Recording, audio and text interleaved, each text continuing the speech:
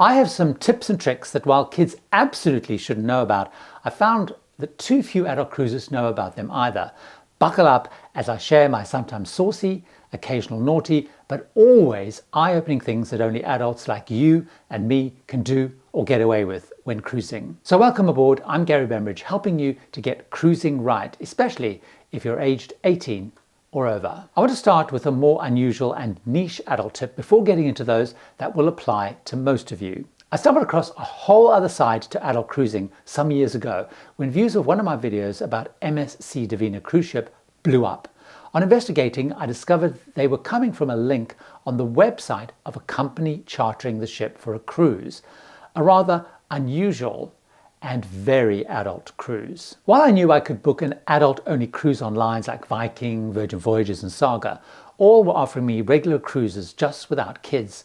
But my investigation revealed swingers cruises for adults only keen on partner swapping were also taking place on some of the best-known family cruise lines, including MSC Cruises, Royal Caribbean, Carnival, Celebrity, and even the ultra-luxury Silversea. I was amazed at how many options there are, so many that there are even travel agents dedicated to swinger cruises, like theswingercruise.com. The two main companies that run them are Desire Cruises and Bliss Cruises, and they promise clothing optional pool areas and indoor and outdoor playrooms. By the way, if you do fancy swinging but you don't want a whole cruise of it, there is a swingers code or symbol used on regular cruises too. Just pop a pineapple door decoration on your cruise door, ideally upside down, or start wearing clothing heavily featuring them.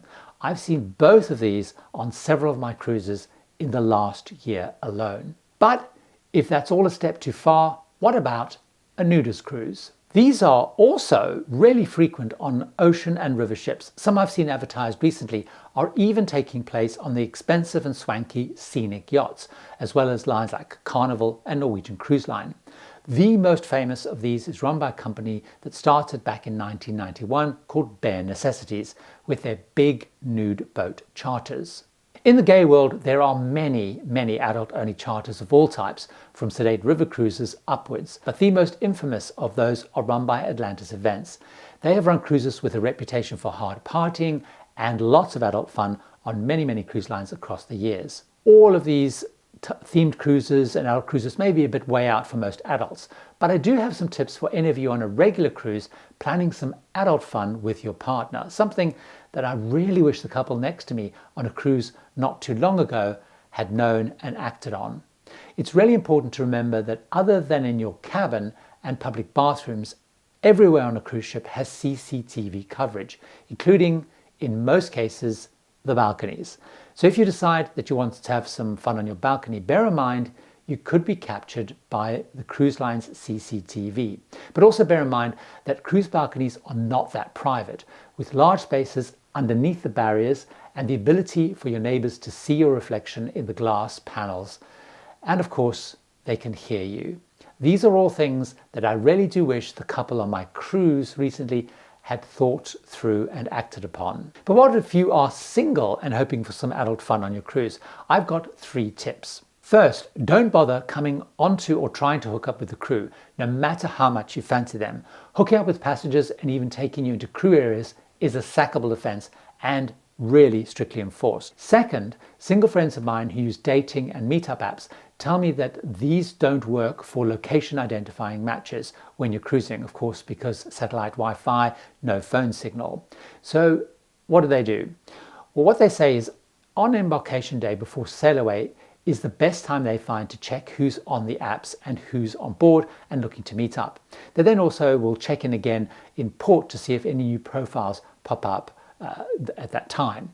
Of course, the other option is to go to the solo traveler meetup, but do remember that solo traveler and single traveler looking for romance or more is not the same thing. For example, I travel solo often, but I'm married and I'm not looking for anything along those lines when I'm on board. If you want to come back from your cruise with a nice all-over tan or a lady wanting no tan marks up top, you do have some options, but not many. With one exception, only one line focused on North American cruises will allow topless sunbathing, but most lines will actually turn a blind eye if you do it on your balcony discreetly. Even the supposedly stuffy Cunard stipulates, should you wish to sunbathe topless, this should be done on the privacy of your own balcony, and that's in the frequently asked questions. But if you do want to do it on your balcony, what are your options? Virgin Voyages, the adult-only line, does allow topless sunbathing on what they call the perch on deck 17. Then several non-English speaking lines offer it too. For example, the German Hapag-Lloyd line has a topless sunbathing area on the Europa ship, while the more mass-market German AIDA has a whole screened-off nude sunbathing area. Celestial Cruises, the Greek line, and Costa, the Italian line, also allow topless sunbathing on their top decks. But enough about the racier side of cruising, as I want to give some important and sometimes little-known tips and advice around something that many people like to do on a cruise as an adult, and that's drinking. First, who can and cannot drink does actually vary by cruise line and by region.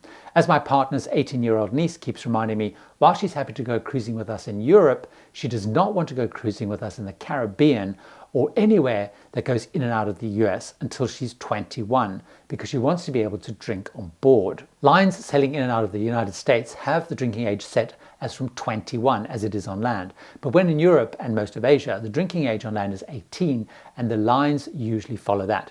So if you're taking friends or family or on the age range 18 to 21, bear that in mind when planning where to cruise. Although it's important to note, as I keep telling my partner's niece, in many ports in the Caribbean, while she couldn't drink on the ship, she would actually be able to drink in bars in most of the ports. Another drinking related tip is taking advantage of the cruise line allowance, as while most won't allow you to bring hard alcohol and beers on board, they will let you normally bring wine or champagne, usually one bottle per person, but it does vary.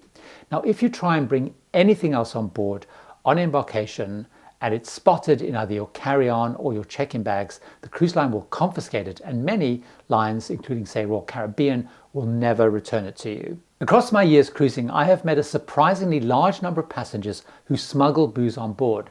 I was so fascinated about the tactics and even the products made to facilitate it that I made a video about them. It includes things like simple mouthwash switching to fake accessories like binoculars and umbrellas. It's really quite bizarre.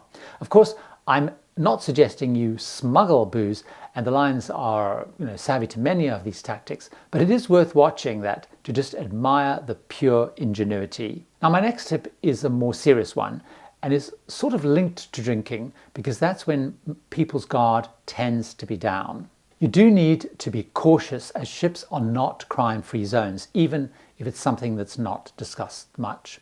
All ships sailing in and out of the United States must submit stats on crime, and the #1 reported crime is sexual assault. In fact, just under 70% of crimes reported on ships are sexual assault, and almost always committed by a passenger. The statistics themselves are public because the USA Cruise Vessel Security and Safety Act of 2010 requires reporting, and a quarterly report is published online, so you can go and keep a check on that. The next major crime after sexual assaults is assault with serious bodily harm, which seems to be largely from drink-fueled fights.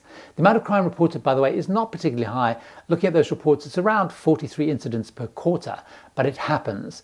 And if it happens to you, then being one of a small number is irrelevant, because it is everything and devastating to you as a passenger. So do take care, particularly when drinking, that you don't let your guard down. And of course, don't pick a fight either, obviously. But there is one other thing that could get you as an adult into a lot of trouble that I do need to talk about. It is a total no-no to bring recreational drugs on board, including cannabis and related products, even though it is legal in some countries and of course in some states in the United States. Cruise lines ban them, and if they find you smoking it or have any cannabis products on board, you can be thrown off the ship at the next port and possibly be banned from cruising with them for life. Now, I wasn't sure if I needed to mention this one, but as a surprisingly large number of passengers have been caught by cruise lines and the authorities doing it recently, including as I was preparing this, I decided I probably should do. And that is, don't smuggle drugs in large quantities, as several people have tried to do on largely repositioning cruises from one continent to another.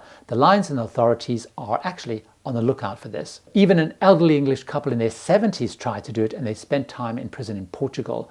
I saw recently some Instagrams how party girls tried it and were caught in Australia, and just, in fact, so many more examples. I also want to talk, though, about prescription drugs and what to do as an adult. Of course, you can bring your prescription drugs on board. In some places, though, like Mexico, you can buy prescription drugs in a local pharmacy without a prescription, including Viagra, diazepam, tramadol, and other really powerful drugs.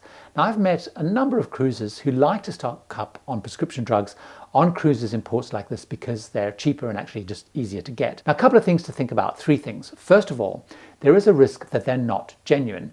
There have been some Mexican pharmacies I've seen in press reports closed for selling fake drugs. Secondly, the USA FDA rules don't appear to allow the importation of prescription drugs purchased outside of the US at all. And then thirdly, the US FDA guidelines also recommend that you never bring more than a 90-day supply of medication when entering the US, whether you've bought those in Mexico or wherever, or they're just part of your normal prescription. So at least that's worth remembering. There is a saying that goes, what happens in Vegas stays in Vegas. But these days, what happens on a cruise does not stay on a cruise. All you have to do is take a look at TikTok, YouTube Shorts, Instagram Reels, or even main YouTube videos to see loads and loads of videos recorded on the ubiquitous mobile phone of people doing things they shouldn't on a cruise. Every fight, every pier runner, every idiot climbing on the balcony railings, every bit of bad drunken behavior. So bear in mind, if you are going to do something crazy, it's probably going to be filmed and it's probably going to be shared. If you'd like to know more about the best adult cruises to go on beyond those slightly naughty ones I mentioned, join me in this video where I talk about your best options, including why your choices are narrowing and what to do about it. See you over there.